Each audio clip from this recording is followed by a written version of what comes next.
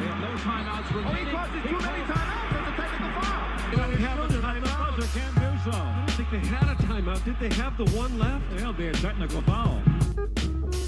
Welcome to another edition of No Timeouts Left, hosted by Coach Klein and Money Mike Phillips. All right, welcome back.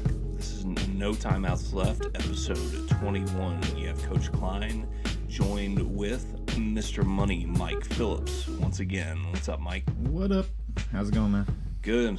Just back after a long week of vacation and a long week of work, and we're back on the air. Yeah, I've been working my butt off, and I've been playing my fingers off in Madden 20 right now. Oh, yeah? It's bad. How's that going? I'm addicted. I've made like 3 franchises. Ooh, wow. One with the Dolphins, and one where I just like drafted all defense, and another one where I just drafted an offensive line right off the wham. See how that worked for me. So what, you start off with a fantasy draft? Yeah. Every time? No, the Dolphins The one Dolphins was straight up? Yeah, it was hard. Josh Rosen, Yeah. he's not the answer. That's all I can say. I did end up picking up Derrick Henry in the free agency, though, and that helped me a lot. Interesting. I don't know why the Titans would give him up. That doesn't make sense. Yeah, But still. but Madden does some crazy things. Oh, yeah. Sometimes it ends up being right, which is weird. Yeah, I'm for it. If it helps me get to the championship, whatever, dude. There you go. I haven't played Madden in many moons, so Should have brought my Xbox over here. I've got my Xbox. Have you downloaded Madden 20 yet? Nope. Oh, man. I used to run leagues for a long time, and I just kind of fell We out need to of get it. one going, I got burnt out. and then we can talk about the fantasy drafts we have every week. That could be a segment at some point. We could do that. That would be funny. Maybe I could even get in touch with the old league. Ooh. Get that tied in. But anyways. Yeah, you get us started talking about video games. Yeah. That's a different thing. And we could bring that in later. But for sure. We will definitely talk a lot of football today. You got preseason. You got Bill Barnwell's list, which we want to kind of go over and discuss. We'll talk about the Zeke saga in Dallas. Yeah, I know that's not your favorite subject, but it's a big story right now. We'll also highlight everything over the weekend with UFC Fight Night and UFC 241. We got some bangers. Yeah, there were some pretty impressive fights, so we'll go over that, and we'll also talk some baseball today, talk about a little bit about the playoffs and the wild card race, and we'll give you some champs versus chumps as well. So welcome back to No Timeouts Left. Hope you guys are ready. Ready, Freddy. Now it's time for some champs versus chumps. We've got a lot this week. Not a lot sent in. We've got 2 sent in, and we've got a lot of our own. So we'll just jump right into it. Vince Carter, man, that's a champ right there. Returning to the Hawks to play one more season. He's a boss, man. Was he like 41, 42? Something like that. It feels like he's older than that. And you'll still see him dunk and do the little, like, he doesn't, like, rev it up all the way anymore. It's kind of like a kick, like, he's, like, kick-starting it, you know? Yeah, pretty much. Like, the motorcycle's kind of breaking down at this point. And it's just, but I still love watching the dude play. He's actually gotten a three-pointer on him lately, which, I mean, he had one at the beginning of his career, but then he kind of started leaning on them dunks a lot, and now he's back to the three-pointer. Yep. First chump of the week is going to be the NFL. I think you sent this to me for requesting a random drug test on Steven Jackson after he signed a one-day contract to retire with the Rams. Really? What are you? Like, just let the dude retire, man. Like, he's got to serve a 4-game suspension and then he can retire because he smoked a little weed. Wow. That would be messed up. Welcome back to the NFL. We'll, right. It's the reverse Ricky Williams. Ain't nothing changed around here. We'll do another chump. Congrats, DJ Cooper. You're a mother. After using a female's urine sample during a drug test, and it came back with results of being pregnant. That's like the dumbest move ever. We don't need to say a whole lot on that. I wonder how pregnant she was. I wonder if she found out when he found out. That would be horrible. Oh, man. That just sounds like a mess. They're both just like, well, crap. Yeah.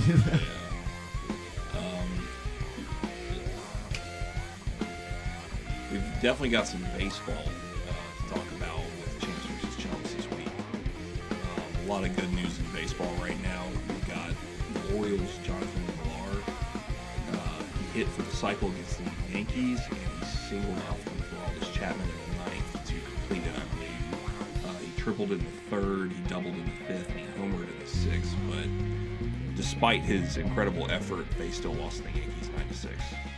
That sucks when it's one of those games where just everything's going right for you, but not for the team.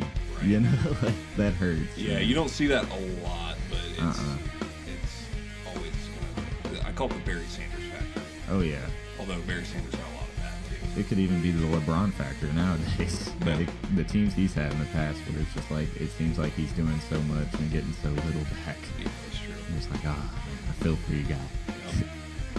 We'll jump into a little bit of football talk with our Chumps versus Chumps, and we'll do kind of a combined one here, or two combined ones here. Our first two official combined champs and chumps, Kyler Murray and Dwayne Haskins in preseason week 1 and week 2. Kyler Murray threw 6 for 7 in his debut. Mm-hmm. Not bad. One series. Not bad at all. It was just a quick, Got a little touchdown. flash, and then in week 2, what did he do? It It was bad. It was bad. He Like 3 for 8. got a safety. He was 3 for 8 for 12 yards, and even had a delay of game call on him. So just not good. Yeah. Not good right there. But I mean, look at the team around him. He had no offensive line. There's not been a lot of rookie quarterbacks that come in like first overall pick And can handle it with no offensive. and to actually have a team around them, because there's a reason they had the first overall pick unless they traded for it. That's very true. I mean, the Cardinals were last in offense, in just total offense, Yeah. passing and rushing, and I think they're dead last, well, close to last in giveaways, like 27th or something like that. So, Right. yeah, just not a good team to start out on. So I'd say hold the hype train on Kyler Murray for about a year or two. Yeah. Let him get an offensive line around him first. I'd say it's kind of the reverse for Dwayne Haskins, too, our other split champ and chump. 8 for 14, 117 yards, and 2 interceptions in 6 series week 1. And then I don't have the stats in front of me, but he did a lot better in week 2. Oh, yeah. What you were telling me. I Nice, missed that game. nice 50-yard touchdown pass. He was looking pretty good. Looked like he should. Still a little inconsistent, but that's to be anticipated when it's a rookie quarterback. I mean, NFL is full of all the best players from college, so welcome. Yep. And then we got a double champ for preseason week 1 and 2. My champ, Daniel Jones. Like I said, Giants fans, do not fear. He is not as bad as you think he is. I'm kind of worried about him, honestly. I know it's preseason, but I have a good feeling about this kid. I think he's going to do real well for the Giants as long as they build around him correctly. Oh yeah, No more Odells. You don't need that. I'm gonna be a little hopefully biased right now and just say that, like, please start Eli Manning for one of the Cowboys games. That's all I'm asking. Because Daniel Jones already looks like fresher, better, younger. He's got the arm on him. Like, Eli's just shriveling up into an old man. Yep. And one last NBA champ, Christian Wade scored a 65-yard touchdown on his very first touch in his very first ever football game. And he was fast. I mean, I watched that play, and it was like lightning, man. He was just gone. them rugby players know how to hit them holes, man. Yeah. Well, that's what they got to When do. you're getting tackled on a rugby field, it's a lot more. Like, there's a lot going on there. Yep. Got to be a strong dude to take those kind of hits in rugby. No pads at all. You know. That's very true. So he's used to it. You throw some pads on him, he's like, okay, this is easy. This is like bumper cars out here, you know? Yep. And how about this combined chump here? I'm sure you agree with this. You got Antonio Brown, John Gruden, and the Oakland Raiders. Oh, God, yeah. This whole saga with Antonio Brown just being a complete jerk every week and doing something as stupid as getting in a cryotherapy chamber with no shoes on and got frostbite on one of his feet. Yeah. And then he threatened to retire and even said, I don't need football over him not being able to use his old helmet. He's being a child after he's getting biggest diva. Yeah, and he's getting this big deal from Oakland. They made all this, all these moves to get him there, and now he's like, oh no, don't care about that. It's all about me. With the foot thing, with the cryotherapy, I feel like there's got to be some kind of checklist at this place, even if it's like overseas. I think he said he was in France or something like that. Like, isn't there anybody watching these guys? Like, oh, do you have the footwear? Let me check that off the list. Like, don't just like throw somebody into a cryo chamber, especially if they're a professional athlete. Right. And be like, okay, you'll be good. Bye. Yeah. Like, stupid. I just don't understand just that. not a good decision. Dropping the ball right there. Speaking of not good decisions, I mean, that's why I'm lumping John Gruden and the Raiders in this. Bad move to get Antonio Brown. Good luck dealing with all of that. I feel like at this point I would rather have ODB. Yeah, right? I'd rather have ODB than both of them, for sure. Throw one more baseball champ out there, and that's Bo Bichette. Becomes the first player in MLB history to double in 9 straight games, and he's a rookie. That's pretty impressive. Killer. The odds of you hitting 9 straight doubles in 9 straight games is just astounding. Probably more likely to get attacked by a shark. Yeah, maybe. Wanted to mention real quick, Char Wars from Instagram mentioned Antonio Brown as a chump, of course, so we expanded on that already. And then Palmer, that's a no-brainer. That's for sure. I think I've just been so tired of hearing about AD. I'm so over it at this point. Over it. Might need to just stop talking about him, but he's good content, so thanks for that. I noticed he was getting a little thicker. Did you notice that? No. On the sideline, he looked like he was a little out of shape to me, but I wouldn't doubt it. I I didn't notice that, but I wouldn't be surprised in the least bit. Yeah. Our one champ sent in by Palmer Sedlowski at Palmer Sedlowski on Twitter. Patrick Reed for winning his first win in golf since Augusta in 2018. So good for him on that. And then our final champ to close it out is Damon Sheehy Giuseppe. Your boy. Scored on a punt return in his NFL debut. And Mike's got a little bit more stats on this guy. Dude. What an impressive start to this guy's career. And the dude's apparently like a workout warrior. Like, you can't get this guy out of the gym. After his first preseason game, he was there till 6 a.m. He often is there alone. So he doesn't need outside motivation. He's just in there. He's getting it. He's working. He wants to be on this team, and that's what you want to see. I mean, you don't want a player that's Antonio Brown. Yeah, exactly. Like, once they get the paycheck, they're done. This dude wants that paycheck. He slept outside. He doesn't care. He wants it bad. He didn't even play in high school, so that's got to show you something. For him to dedicate himself that hard after high school just to get in, And I mean, he went to Phoenix College, led the NJCAA in kick return yards and touchdowns, was an All-American in that division. Freddie Kitchens even catches him working out, and this is a direct quote, has to send his ass home to get some rest. Get out of here. Stop now, working. That's the kind of player I want on my team. Yeah, absolutely. It's pretty legit. Yep. Well, glad that we can have him as our first ever 2-time champ. Yeah. So congrats. I look forward to seeing him on this list a bunch more during the season. Yeah. We'll see how it goes. I mean, he could line up in the slot eventually. Yep. We'll see. Yeah, we will. Or he could be the next Devin Hester. That'd be interesting. King, He's got a ways to go, but he could do it. It's possible. Yep. And that wraps it up for Chance versus Chumps. I think it's safe to say that all these fans came out here to watch a game of football. John, we're in commercial. Yeah, I know. I'm just making conversation. All right, time to talk some football. The NFL is finally underway in their preseason, and out came a list from Mr. Bill Barnwell of ESPN, and it is the list of most likely to improve and decline. And there's 5 on each side. So the improved side, I'll go ahead and run it down, is the San Francisco 49ers, the Carolina Panthers, the Tampa Bay Buccaneers, the New York Jets, and New York Giants. The decline are the LA Rams, the New Orleans Saints, the Dallas Cowboys, the LA Chargers, and the Miami Dolphins. So when I initially look at this list, I think looking at the improvement side, it's pretty much teams that were at the bottom of the barrel. They didn't have any real room to go down anyway. The ceiling's very high. Right. And I think that I'm not necessarily disagreeing with that list, but I think that, it was fairly obvious. And then the same can kind of be said for the other side, at least with the Rams and the Saints, and to a point the Cowboys. Kind of the top of the league. Of course, they are likely to decline. Yeah, maybe 1 or 2 games. Yeah.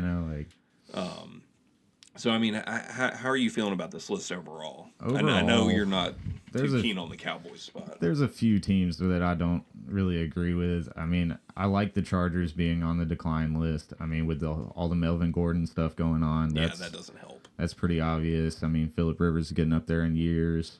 Keenan Allen can't stay healthy. Yeah, that's so unfortunate. He's such a good player. And recently, I think one of their players, Derwin James, their safety, got in some trouble or got hurt. I think he got hurt. I think it was a bad injury. Yeah, I'm trying to remember. I think it was a knee injury. I'll look it up real quick. Could be out for months, is what somebody was telling me. So yeah, I think that could be bad. And that was an up-and-coming player they had last year. That was a guy that really anchored their defense. So it's broke his foot. Yeah, and that reportedly sucks. needs surgery. He's going to be out for a couple months. Yeah, he's going to be out at least till November. So Wow. that's a big blow to the Chargers for sure. Now you know how the Cowboys felt looking for a safety in the free agency. When you all year. lose a prime defensive back, that can really reshape the back end of your defense. Oh, it hurts a lot. I mean, and with the Cowboys, the Saints, and the Rams all being on the decline list, I feel like just because they did so well last year, again, like an obvious pick for him to be like, oh, these teams are going to decline. Yeah, if you go from 13 to 12 games, that's, that's not a very big decline. But we don't know that for sure. I mean, the Rams with Gurley, with those knee injuries, and Goff, was last year a fluke, that could be. And them losing, didn't they lose a couple? I know they lost Ndamukong Suh. Yeah, he's with the Bucs. Yeah. Which is part of the reason why they're probably on the improvement list. Oh, yeah. Didn't they move him to end, too? They're going to play him at defensive end? Maybe I'm tripping. I didn't see that, but that's probably not a bad idea. They probably moved him around. I was going to say it's unfortunate that for the second year, Vita Vea's hurt again. So that was a wasted draft pick, in my opinion. But yeah. Sad. I'm kind of with you on the Rams and the Saints for the decline. Of course, they're likely to decline being at the very top. But how much of a decline?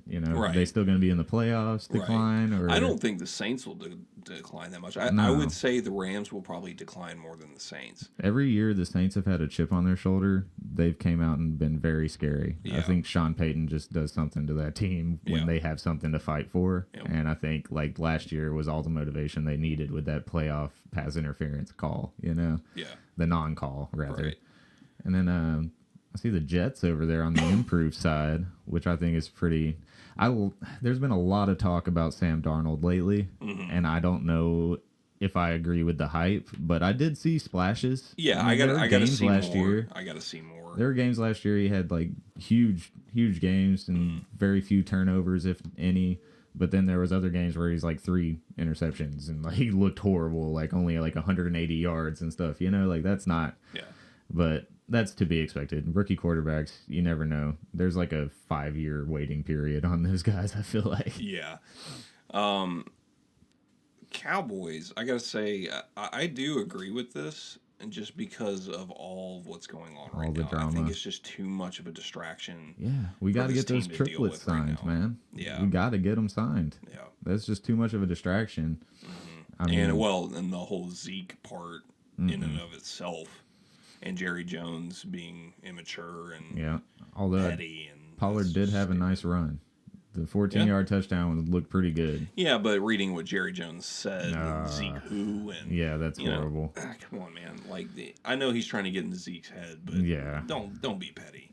You get a lot further with sugar than you do with salt, and I know you're a Southern man, so that's got to make some sense to you. There you go. Nice.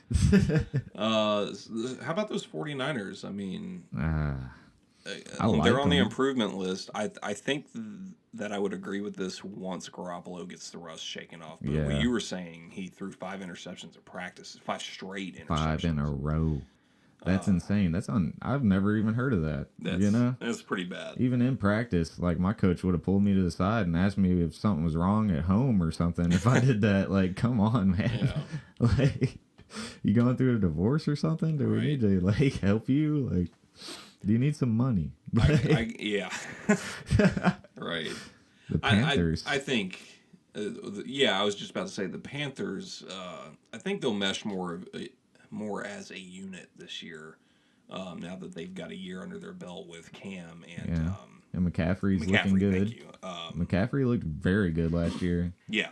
Like, was that the first time that's been done? 1,000 yards receiving and rushing? No. He was like one of pretty sure few. Darren Sproles did that. Yeah. He was one of the very few, I think. It was like maybe a handful of dudes that have done it. Yeah. But that's pretty impressive. And the fact that Cam even said he's not going to try and be Superman as much, which I don't know how I feel about that comment.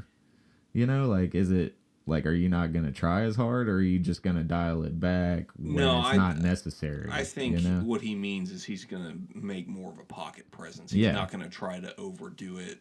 He knows he's aging. Is that going to get him out of his comfort zone, though, you know? I think if he adjusts, he can handle it Yeah. just fine. He's a smart guy, even for the antics and stuff that he had when he was making his MVP run. Right. Like, he's very cerebral when it comes to the game. Yeah. I don't know if I said that word right, but it's okay. Yeah. No, you did. And then you got the Giants on the improvement list, and I definitely agree with this. Oh, yeah. Daniel Jones playing well. They made some smart picks, I mean, in the draft. Yeah. The Daniel Jones was a controversial pick, but he's proved already in the preseason that he can be an accurate passer. Yeah. And he's speaking of pocket presence, that's what he is. There's a big, reason. solid guy who can throw a deep ball. Yeah, and there's a reason they went out there and got him. Yeah. You know? I kind of compare it to a better Mike Glennon, in my opinion. I think Mike Glennon could have been very good with it. I think he was long neck. I think he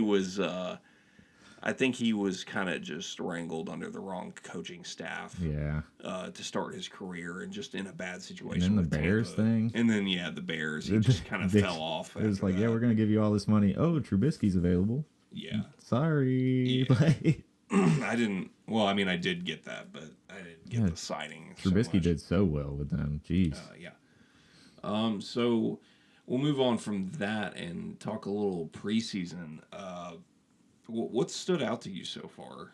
So far, I mean, it's the backup quarterbacks that I've been paying the most attention to because these are the guys that are going to have to come in and take over. And we've seen how much that can affect a team when your starting quarterback goes down. And if you have a solid dude like the Titans have right now with Tannehill. I've got to say, just quarterback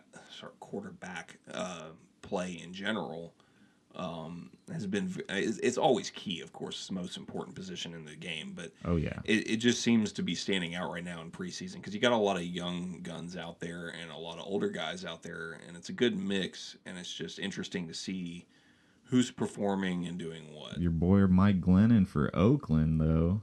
Speaking of him, 175 yards, 2 touchdowns, 11 of 14 in the 33-26 win over the Cardinals. See? Not bad. That's not bad at he's all. with Gruden. That's actually not a bad thing. Yeah, he could be groomed to take over. I didn't even know he was there. If Derek Carr is really fizzling out like everybody thinks he is, yeah, that's true. Then Mike Glennon could get a resurgence in his career, and that would be pretty cool. If Antonio Brown would go back to focusing on the game, and Mike Glennon takes his team over and can throw that deep ball to him that he's got, good luck with that. But all they need was a running game after that. They'd be good. Right. They got Jalen Richard back there or something. Something like that. Yeah, I don't know how that's gonna go. Yeah, I've seen sparks out of a lot of like rookies and stuff. Like we've seen Shaheed Giuseppe, like he's doing great. I mean, Tony Pollard for the Cowboys had a good little game last night actually. Yeah. 5 carries, 42 yards, and a nice 14-yard touchdown up the middle. Yep. That was solid. I've seen like I said, Tannehill is making plays, man. Like, yeah. he's been pretty solid. Yeah, and Mariota making plays. Yeah, Mariota with the somersault into the end zone. Again, got to mention Daniel Jones, 11-14, 161, and 1 touchdown in his second game. He's been very accurate. Yeah. Even if he's out there throwing to, I mean, I feel like you got to give him a nod because they are throwing to people that aren't starting wide receivers, you know? Right. Like, if you can make these guys catch the ball, you can make anybody catch the ball, I feel like. And then got to mention Ryan Finley for the Cincinnati Bengals, 20 of 26, 150 yards and 2 touchdowns against the Redskins. Solid. And Matt Ryan's actually getting playing time in the preseason. Yeah. Man. Yeah, a little bit. And 14. the Falcons are 0-3. Ooh. Not a good start. I mean, it's just preseason, but still, it's not good. Not good at all. Yeah. And then today we have the Saints and Chargers going up against each other with the Seahawks and the Vikings later on in the evening. Tonight, yep. Those will be our games to look for the week. It'll be interesting to watch. Yeah. The Seahawks, God, don't they have like Geno Smith back there? That's their backup quarterback? No? That's hilarious to me. Smith? I think it's Geno Smith. They went from Tavares Jackson to Geno Smith? Oh, yeah. Tavares Jackson. Oh, my God. Yeah. Remember Seneca Wallace? Yep. That was my boy. His little flash in the pan. I swear, like, they went from Seneca Wallace to Russell Wilson, and that was, like, a perfect transition for them because they were, like, the same kind of size, same kind of... Geno Smith, you are correct, sir. 3 of 9 for 58 yards the other night. Yep. And then... he really never panned out. It's unfortunate. Yeah, it's sad. And then we'll close our NFL segment with another thing we learned today. Unfortunately, running back Cedric Benson passed away at the age of 36. Rest Sad, in peace man. to him. Rest in peace. That was a solid running back. Yeah, he was a standout star at Texas, got drafted by the Cincinnati Bengals. Killed it for them. Went on to play for the Bears on the downside of his career, and it's hard to believe he's gone. It wasn't that long ago. And you never really expect these athletes, like, they just look like something that doesn't die. You know? Like, yeah. I would never expect, and every time some new athlete passes away, it's always just a shock to me. Yeah. So I'm like, I remember all the times they were running over people or dunking on people. You're just like, oh, that's sad. Our thoughts go out to his friends and family. That it's an unfortunate loss, but we will remember his career. For sure. And from there, we will move on to UFC talk a little bit, and then we're going to take a quick break and listen to an ad from Rise Up Podcast Community, and we'll talk some baseball and close out the show.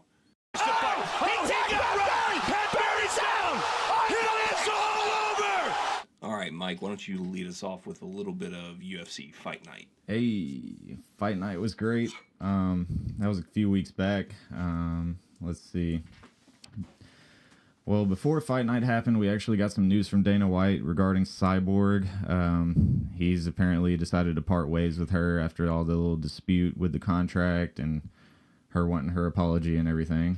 But it kind of sucks that he just decided to part ways with one of the greatest female fighters we've ever seen, you know? Yeah, I don't think this is the end, personally. Definitely not the end. Definitely not. I mean, she'll be somewhere else. She'll get snagged up so quick now that contract's not there, you know? Right, yeah. But speaking of one great female athlete, we have another one. Shevchenko defended her title against Liz Carmouche on UFC Fight Night. It was a great fight. Liz Carmouche was actually Shevchenko's, I guess, gave her one of her first losses in the UFC. Like, one of Shevchenko's first fights in the UFC lost to Liz Carmouche. So her defending her title against her, you could see the nerves were there, but she just kept her head cool, and she got the decision in the end. Just really controlled the fight the whole time. By the end of the fight, you could see Liz Carmouche on the ground just tired, you know? Like, definitely tired of getting her face beat on and elbowed. But good fight for Shevchenko. I mean, that girl's a beast, and she can dance like one too, man. That little jig she does at the end of her fights makes me laugh every single time. Yeah. But it's great. I'm all for individuality and stuff like that. But another big fight on that card. Probably should have talked about this one first because the Shevchenko fight was a championship, but this fight was insane. The Mike Perry losing in the split decision to Vicente Luque. Luque is now like just, let's see what he's sitting at. Can't seem to find that, but it's all good. Vicente Luque is a beast, and he literally just kneed Mike Perry's nose into his face. Yeah, that was absolutely brutal. The dude's nose looked like a pile of Play-Doh. Yeah, it's rough to look at. If you haven't seen that, just look up Mike Perry broken nose, and it's so bad. It's bad. He's sitting there at the end of the fight before they raise their hands, and he looks up and sees himself in the Jumbotron for the first time, and he's like touching it like. It's like when you like. I bet hurt that's yourself. shock. It's just like, am I really seeing this? Yeah, it's like when you hurt yourself and you don't realize it, and then you look in a mirror and you're bleeding. And you're like, oh, what? Like, that's exactly the look he had on his face. Yeah. It was terrible though. Like those last few seconds of the fight, I was looking at his nose and I was like, oh, hard. Yeah, it was hard not to. It was so bad. Yeah. Moving on, we got UFC 241 to talk about as well. That actually happened last night. Yep. And I missed this, so I'll let you kind of carry it. I've seen highlights. I stayed up like a zombie to watch these fights. I was too tired from work. I was pushing it. But first fight up, we had first notable fight. I mean, all of them were pretty good scraps. But yeah, we had a notable card this time around. Oh yeah, Paulo Costa actually undefeated. Wins a unanimous decision against the veteran Yoel Romero. Yep. It was a controversial decision, too. The crowd hated it. Yeah, the crowd was not feeling that. I did see that. They were not happy with that decision. I kind of wasn't happy with it either. My friend that was watching the fight with me, he had his money on Costa, which is understandable. The dude's undefeated, and he looked like a beast walking into the ring. Yeah. But Romero was just kind of playing with him the whole time, and it was funny because he was like, he had his tongue out. He was getting on Costa's nerves. Like, you could definitely tell that Costa was frustrated with him and trying to take it out on him at the same time. And I love it when that happens. Mind games, baby. When you don't win after showboating and doing all that, it kind of like really deflates you. You know, you're like, man, I should have just kept charging at him, or I would have probably got this decision. Like, because he had a couple takedowns. I don't think Costa even had a takedown during the fight, but he was just the more dominant fighter. He was controlling the ring pretty much the whole time. And then moving on to Nate Diaz, my boy, the bad boy. Nate Diaz is back. A 3-year absence, man. That was pretty impressive to see him, duke it out and stand in that long. And coming in against like a former champion too, and Anthony Pettis. Yeah, this was no cakewalk on his way back in. He almost looked drunk out there, but that's Nate Diaz in general. But with his like antics and stuff, like the whole smoking a joint on the stage, like he did that at the press conference. It's like just sparked up a joint, walking around stage, like, what are y'all gonna do? But that's Nate Diaz, man. He does that. He's just his own person. And his 3-year absence since the Conor McGregor fight, he said he never stopped training either.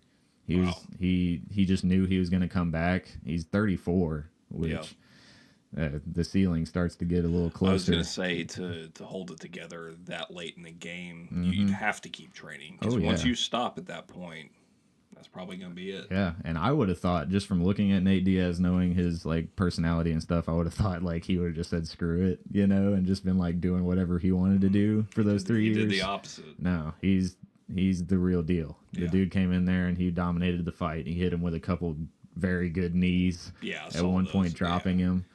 Whew.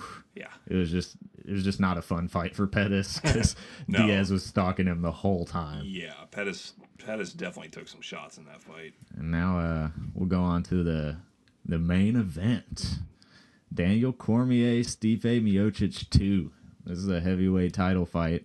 These dudes did not like each other. Stipe has been talking mad crazy about Daniel Cormier, saying that first fight was a fluke. And I mean, after watching the first fight, I mean, the whole time I was watching that fight, I had my money on Cormier the first time, and I was worried until he landed that hook. I was so worried. And then this fight coming out, Stipe he had dropped 15 pounds, I believe, and he looked quicker, but he did. The whole fight, I mean, it went to the 4th round. Cormier lost the belt, of course. If you watched it, you know this. Miocic was just tagging him with these hooks to the body. Like, once he saw an opening, it was over. Like, the whole fight, they were pretty much like Cormier's pretty much dominating. He's taken him down a few times. He's stuffed a takedown or two. He was tagging him up. He wasn't even guarding himself half the time. He was just coming straight in. Yeah. Literally, his corner was telling him, he was like, put your damn hands up. Right. The second time he had to tell him, like, after the second round, he was like, if you don't put your damn hands up. Like, it was so funny seeing the frustration in his corner. And literally, DC looked at him and he's like, am I losing? Like Cormier is like really regretting saying that now. Well, it's a good strategy by Miocic to exploit that weakness. Oh, yeah. And just hone in on that and take him down. I mean, that's your ideal strategy. But oh man, he for him crumpled to focus on the body, to open the hands up to the face, and then just work on the face from there on.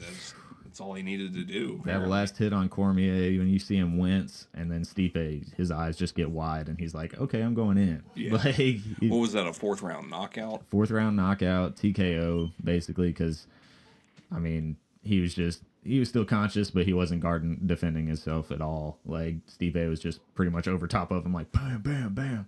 You see like Cormier's leg crumple underneath him, all weird, and you're like, okay, this fight's over. You know, just a really good fight overall. At the end of the fight, Stipe was very cordial. He even said that Daniel Cormier is a beast. Like, the dude just keeps coming forward. They talked to Cormier after the fight, and Joe Rogan asked him about retirement. Cormier got kind of choked up, mentioning that he was 40 years old and he's going to have to mull it over with his wife and all this stuff. So this might be the last time we see Daniel Cormier fight in the UFC, but something in me tells me it's not. I don't think it's his last fight. I do, however, see it being closer to the end, of course. Oh, yeah. And I He definitely sees that see light. him going to WWE and doing something there. Oh, I can see that. He's a big fan, and he's been talking about doing... He's got a bad boy mentality, too. Well, I think they're talking about doing announcing. Oh, that would be nice. And he's a good talker. He's done very well at commentating the UFC, so... Yeah. I think he would be a great addition to commentary in the wrestling world. I think he'd kill it. Oh yeah, and he understands wrestling too. He's a wrestler. Yep. I mean, Yep.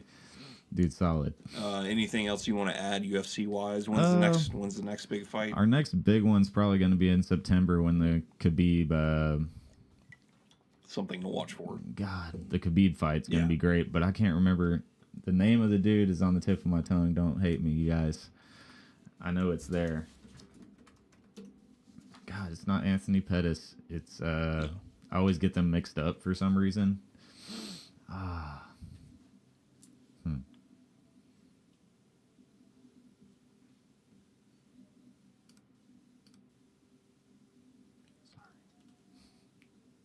just cut this part. Yeah, I figured. And I'll go back. There you go. No, down a little further. Could be Poirier. Dustin Poirier. Yeah, boy. Poirier's a bad man. He's from Louisiana, but the Poirier's definitely got him in stand up, but Khabib's probably, if it ends up on the ground, we know where this is gonna go. Yeah. Khabib Nurmagomedov. Yep. But that's probably the only one I'd watch out for. I mean, we do have Andrade defending her belt against Zhang, but Andrade is a bad woman, and I don't really like the card very much here, so I'm probably going to be waiting until September. Yeah, I'm not too big on that card either. It's just not fun. Bellator Bader versus Congo. Yeah. Battle of the old guys. Right. No lie. But yeah, that's about all that's happening in the MMA world for the next month or so. Cool. Yeah. It's been a solid couple weeks, though. Man, I've had about all the excitement I can get out of UFC lately. Yeah. It's been intense. Quite a bit. And speaking of excitement, we'll talk a little bit about the wild card race in baseball. But first, we're going to hear an advertisement from our sponsors at Rise Up Podcast Community. I'm Ty Yeager, and I want to introduce you to the Rise Up Podcast Community, a community for podcasters created by podcasters, dedicated to the promotion and growth of podcasts everywhere. Rise Up is not a network. There are no contracts and no control over your content. Just a vessel for you to spread the word of your work and connect with fellow podcasters to collaborate, create, and promote. And guess what? It doesn't cost you a single cent to join the community. Join the Rise Up podcast community today by visiting our website at bit.ly/riseuppodcommunity and follow the community on Twitter at RUPodCommunity. Again, that's bit.ly/riseuppodcommunity and at RUPodCommunity on Twitter. Come and join the community of podcasts and rise up with us. Rise Up Podcast Community. Alrighty, we are back to talk a little bit about baseball. Major League Baseball playoffs approach. It's going to be interesting to see how all this lines up. You got a lot of situations lining up to get to the wild card race.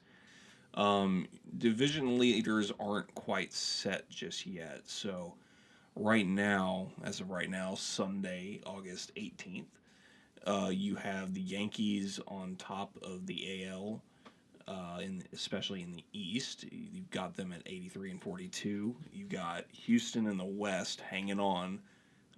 They're up 6.5 games, but the way they're playing right now, they could lose ground there. They could end up in the wild card.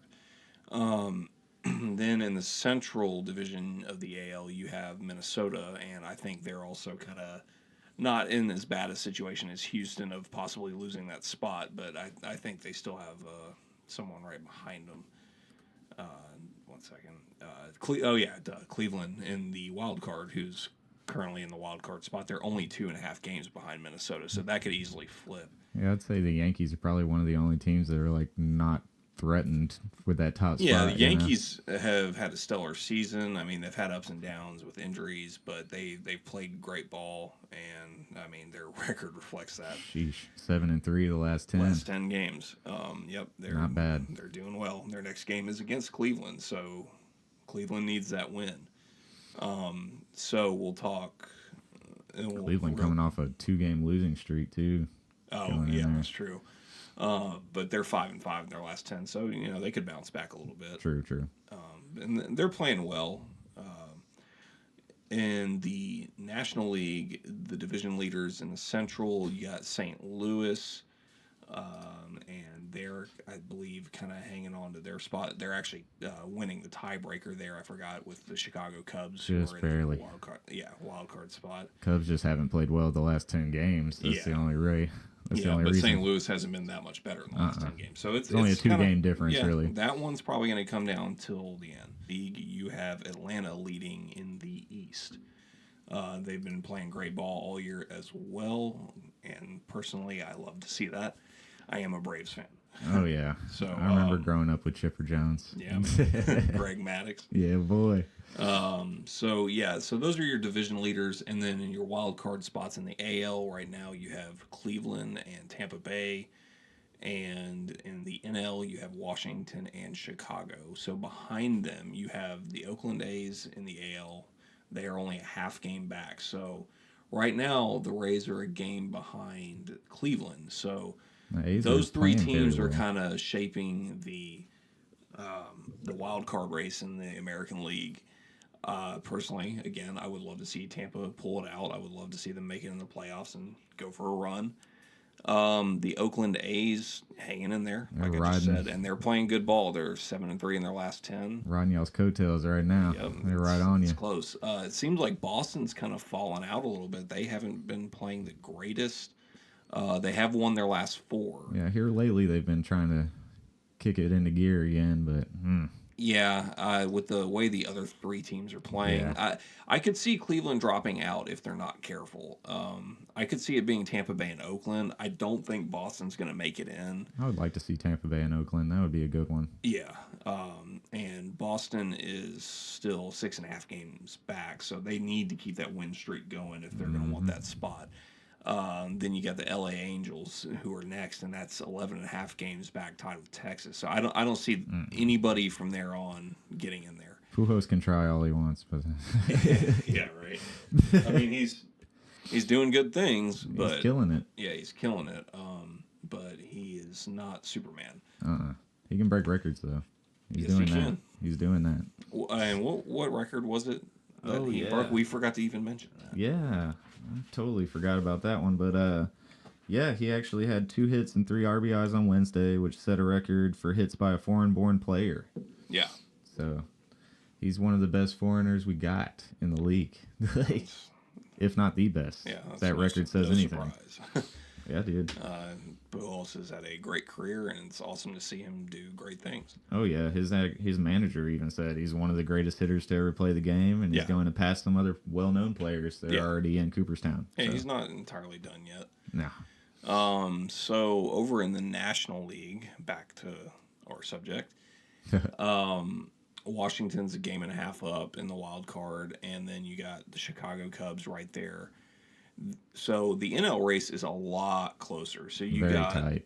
Behind those two teams, behind Washington and Chicago, you have Milwaukee and Philadelphia, both a game back apiece. Milwaukee playing very good lately. Yeah, 7-3. They won their last game. You got the Mets behind 2 games, and then San Francisco back 2.5 games, and they're playing pretty well. They're 7-3 in their last 10, and they've won their last 3. You still got Arizona hanging in there at 4.5 games back. You still have Cincinnati hanging in there at 6.5. And this is where it kind of gets stretched. You got Cincinnati, San Diego, Colorado, Pittsburgh, Miami. Not likely to make it. I'm going to say it's really coming down to Washington, Chicago, Milwaukee, Philadelphia, New York Mets, and San Francisco Giants. Maybe Arizona. But Arizona's not playing that great. They've lost their last 4. So it's tightening up. It's getting close. My predictions, personally, like I said, in the AL, I see it being Tampa Bay and Oakland. Mm-hmm. I like that what one. Do you think Tampa Bay? I like Oakland? that one. I like Tampa Bay. Oakland. What are you thinking in the NL? Man, this is where it gets hard. Yeah, this is where it gets tricky. I've heard a lot of people talking about the Mets lately. I don't know if I buy into that. I like the Cubs. They always seem to pull it out when they need to. You know, like. Recently, yeah. Like, and I mean, yeah, you can say that. I've also seen reports of Joe Madden possibly being on the hot seat, which blows my mind. I think that's a stupid move, but what are you thinking about for the NL? Yeah, I think Washington's going to stay in there. That's what I was thinking too. They have been playing very consistently. I think Milwaukee's going to fill out that last spot, and Chicago's going to go out, and I see Milwaukee's the Chicago Cubs possibly getting rid of Joe Madden. Like I said, I think that's a really bad idea for them. They got to get it together if they want to keep him, man. Right. I definitely see Milwaukee having a chance of popping in there because they're playing strong right now, and they're a solid team. They're 7-3 in their last 10. Their next game's at Washington, so that helps them. Yeah, if they that win. helps a lot. Both teams are 7-3 of their last 10 games. Yep. Washington coming off the loss. San Francisco could sneak in. That's they're true. only 2.5 games back. They're also 7-3 in their last 10. Won their last 3. Like I said a minute ago, they could eke their way in. I've heard a lot about Philadelphia lately, but I think it's mostly because they haven't been playing up to par. Yeah, I don't see Philadelphia pulling it out. I think they got a ways to go, and I just don't see them there. Nor do I want to see them there. So there's that. We'll stank on that one. And like we mentioned in Chumps versus Chumps, there's a lot of things going on in baseball. There's just a lot of great play going on. It's kept the game exciting. It's been awesome to watch all these records get broken, all these firsts happen. It's just a lot of cool stuff going on. Is it the steroids or is it the skills? It's Who not knows? the steroids. No. We're past that. Yeah. It's still fun to talk about. Yeah. But so yeah, I mean that's a wild card race right there. I would say that there is a chance that St. Louis could lose that spot to the Cubs if they're not careful. I did want to mention that. So, but Milwaukee's also in that division, so that whole division is in the race basically. Well, so not so much Pittsburgh, but technically Cincinnati's still in there. Once you get to 70 losses, it's kind of hard to bounce on back. Oh, and I don't even think I mentioned that the Dodgers own the West in the National League. Oh, yeah. I think I skipped over that. They're killing it. I think the San Francisco Giants can have a chance at pulling out a wild card spot. Obviously not going to catch the division leader too far back. They're 18 and a half games back there. Atlanta's still hanging on. I think they'll win their division. They're 5.5 games ahead. I don't see them slipping enough to lose that. I could see Houston. They've lost their last 5, and Oakland's won their last 4. I could see Oakland just hop, skipping, and jumping straight to the division title there. I could see that too. That's not far off. Yeah. I mean, with how Houston's been playing lately, it seems like they've gotten comfortable or something with that top spot. Only 6.5 games. That's not that bad. Cleveland could jump Minnesota. Like we mentioned, they're only 2.5 games back. And then there's no catching the Yankees in the AL East unless they just lose every game from here on out. I'm interested to see that Cleveland-Minnesota thing play out for sure. Yeah. See who ends up at the top of that one, because that's probably the closest race. That's going to be a good race right there. So, yeah, I'm excited to see some playoffs. We'll talk about it some more as we approach October. Playoffs are always more exciting. Yeah, I agree. Always a good time. I mean, that is definitely true. I love baseball as it is. I always encourage people to watch the game and get a better understanding of it if they don't have a good understanding of the game. It's a very mental game, and I just love all the small stuff about it. It's just so much that goes into the game of baseball. And for people to say that they're not athletes and you don't have to be athletic to play baseball, that's so far off base. I don't agree with that sentiment at all. So anyway, I guess that's all the time we have this week for this episode of No Timeouts Left. Make sure to hit us up on Twitter or Instagram at No Timeouts Left 1. You can find me at Coach Klein 90. Where can they find you, Mike? At Mike Phillips, MICFILLUPS. That's Twitter and Instagram, whatever you want to holler at me, holler at me. Well, there you go. Make sure to also check us out on YouTube. Look us up on Apple Podcasts, rate, subscribe, and review. We'd greatly appreciate it. We appreciate any input on our weekly Champs versus Chumps. If you guys would like to participate, just use hashtag Champs versus Chumps or tag us at No Timeouts Left 1 on Twitter, or send them in via email. However you want to do it, just get them to us and we'll read them out and give you our takes. You can also check us out on Podbean and subscribe to us there, and also SoundCloud. We appreciate all the listens and all your time. We'll see you guys next time.